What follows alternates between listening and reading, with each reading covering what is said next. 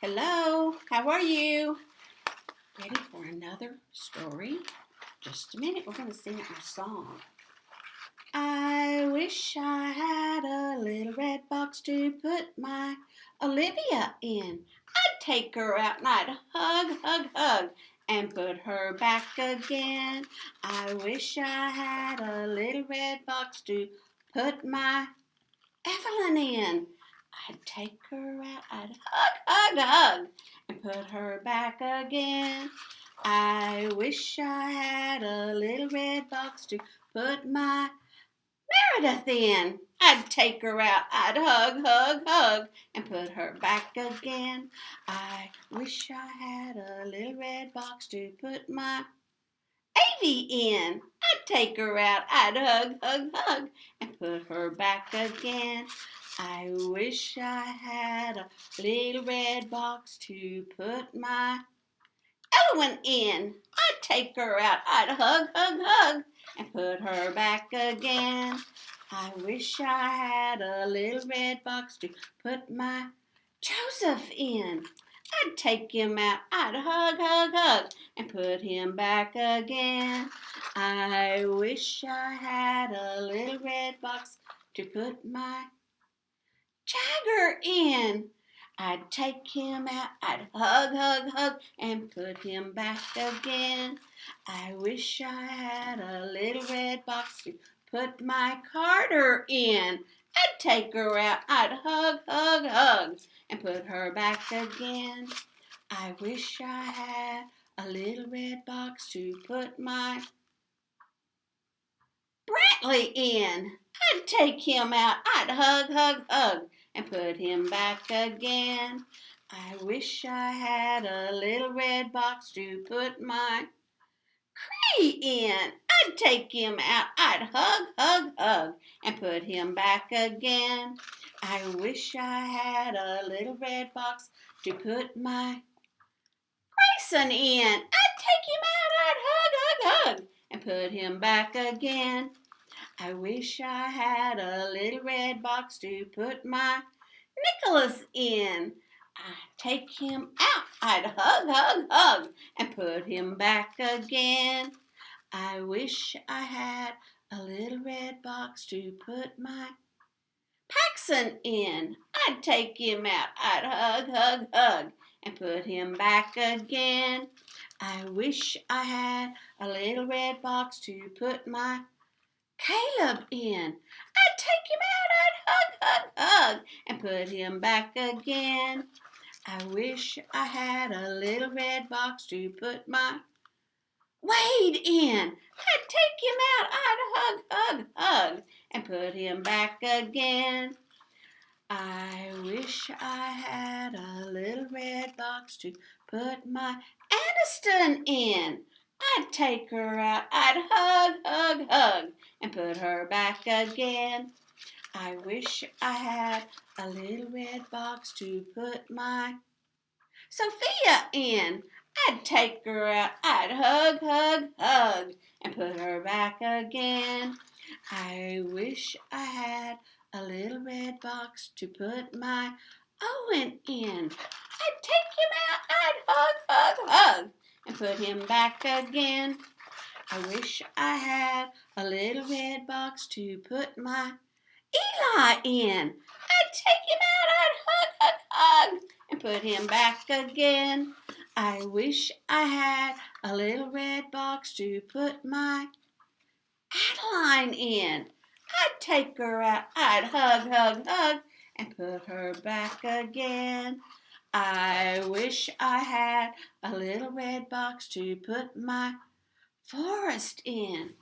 I'd take him out, I'd hug, and put him back again. Okay, I think we got everybody hugged this time.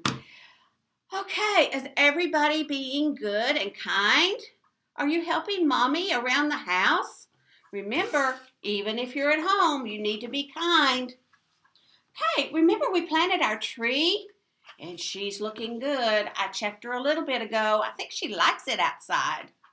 So now I want to read a book, and it's called our tree named Steve. Look at those kids. They're all under that tree. Oh, it looks like they love that tree. Do you think our tree will ever get that big? I hope so. This was written by Alan Zwombel, and it was illustrated by David Catrow. I love this book. I love trees. This is a mommy and daddy telling the story to the kids. Dear kids, a long time ago when you were very little, Mom and I took you to the place where we wanted to build our home. But in order to build there, we had to clear the land. There were too many trees. They had to cut down some trees to get ready to build their house. That's a skinny dog, isn't it? I remember that there was a tree, however, that the three of you couldn't stop staring at. Adam thought it was crying. Lindsay said, I can't read what I'm doing. Lindsay said it looked nervous, and Sari, who was only 2, couldn't say tree, so she said Steve. I love you, Steve, she kept saying. And then Adam and Lindsay started saying it too. And before long, Mom and I got the hint and asked the builder to save Steve. Please don't cut down the tree. We named it Steve and we love it. It's a big tree.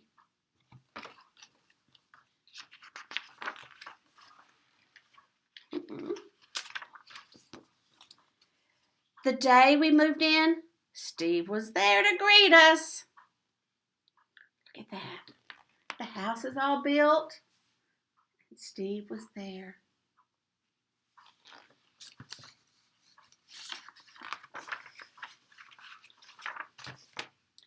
He quickly worked his way into our lives. He became a swing holder. Do you see the swing over here? He held the jump rope. He held the bat, see it leaning up against there, and it gave them shade. I need to get that close so you can see that. Do you see all that? Do you know how to jump rope like they're doing? I think it would be fun to try. And when the dryer broke down, it held all of our laundry to dry. Look, it's holding the underwear. Have you ever thought about hanging your underwear in the tree? But Steve didn't fuss. He liked it. Yes, right there in the center of our yard, this weird-looking tree grew and became the center of our outdoor life. Through all our barbecues, campouts, and dance parties.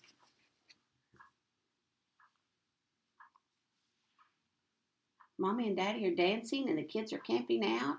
Look at the lights hanging in the tree and around the house. Looks so nice.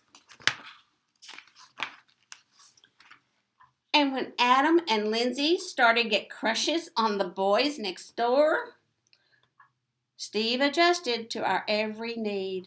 Look at that. They're sitting under there talking and visiting with their friends from next door.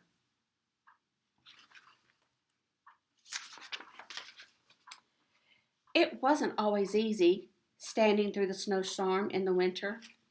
Oh, look at the snow around Steve.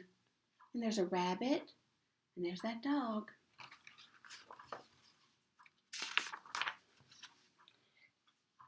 Or when Uncle Chester napped in the hammock. It couldn't have possibly been fun. Look how big Uncle Chester is. And he's in that hammock hanging from the tree. Bet he was heavy. Not to mention the time that the sewer overflowed. Oh, I bet it stunk. It sucked up all that smelly water before it drowned Kirby. Oh, the dog's name must be Kirby. Do you see that? Look at all that sewer water. Oh, yuck. Steve sucked it all up. Don't you know it was stinky?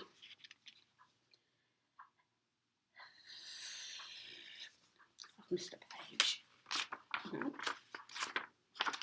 Okay.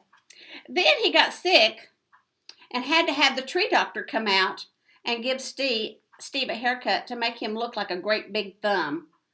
He trimmed it. He cut some of the limbs off of Steve to make him feel better.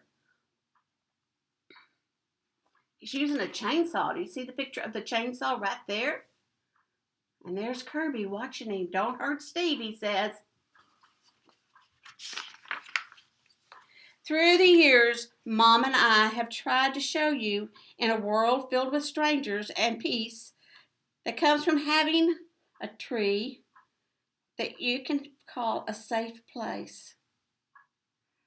Which brings me to the point of this letter. Last week, a storm came. Uh-oh. A storm came. Look, they're taking pictures under the tree. Wonder what happened when the storm came. Oh, no. And though we spared Steve's life for a long, long time, this time we could not save him. Look, he broke. He fell over. Look how big he is. He didn't fall in the house, though, did he?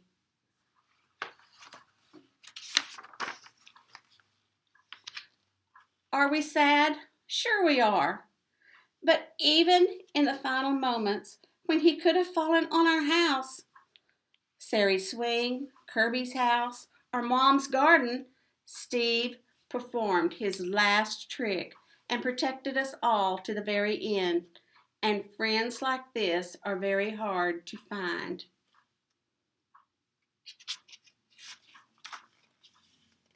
So when you come home from Grandma's next week, Steve will not be able to greet you as he's done for the past so many years. But please know that Steve will always be with us in our hearts and in our thoughts. Poor Steve. Look, there's the stump. And Kirby is laying on the stump right there. You see that? Keep going the wrong way. I would be sad too. And in a different tree at the other end of the yard, we will see you next time. Love, Mom and Dad. Oh, there's another tree. I wonder if they'll name it Steve. Where is it? Do you see it? Oh, there's one right there. And I believe that's the end. So do you think our tree will grow to be as big as Steve? Probably not. It's not that kind of a tree. But what can our tree do for us? It could give us apples and shade, and it could give the birds a place to stay, and maybe the squirrels a place to live. Right? It could do so much for us, can't it? So we're going to think about our tree growing into a big tree and giving us a shade in a few years. Okay, I think it's time for me to go. So let's sing our Skidamarinka-Dink, okay? Get your hand out. Put your elbow in. Skidamarinka-Dink-a-Dink, Skidamarinka-Doo. I love you. Skidamarinka-Dink-a-Dink, Skidamarinka-Doo. I love you. I love you in the morning and in the afternoon. I love you in the evening underneath the moon. Skidamarinka-Dink-a-Dink, Skidamarinka-Doo. I love you. And I miss you so much. Bye-bye until next time. Be good, be kind.